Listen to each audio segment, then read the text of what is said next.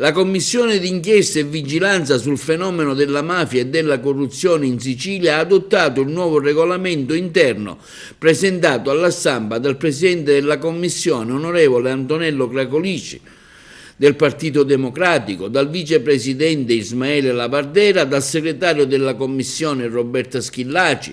Gestione dei confiscati e società partecipate saranno i primi temi che affronterà la Commissione antimafia. Selezionare gli argomenti di cui occuparsi è fondamentale per lo svolgimento del lavoro.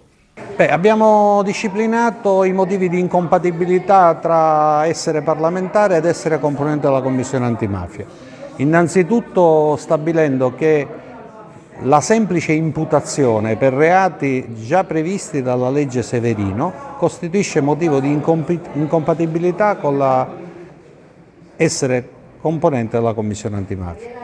Allo stesso tempo, per tutti quei reati non previsti dalla Severino, ma che c'è una sentenza di condanna definitiva per più di 2 anni, si decade da componente della Commissione. Abbiamo voluto disciplinare in maniera, come dire, rigorosa, ma nello stesso tempo con ancoraggio alle regole della democrazia. La legge Severino è appunto una legge dello Stato e non abbiamo voluto autointerpretare i reati per i quali si è incompatibili a secondo quello che ci conviene o quello che di volta in volta si va stabilendo. Ecco, abbiamo eliminato la rete a strascico, provando a selezionare anche i tipi di pesci che dobbiamo catturare. Presidente, lei ha detto che questo nuovo regolamento è stato criticato, possiamo sapere da chi e perché?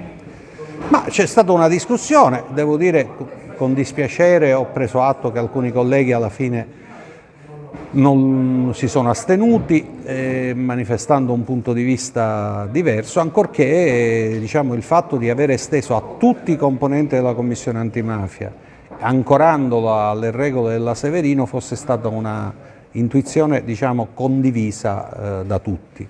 Perché prima il regolamento limitava i motivi di incompatibilità ai soli membri dell'ufficio di presidenza, per cui si poteva essere indagati in commissione ma non nell'ufficio di presidenza della commissione.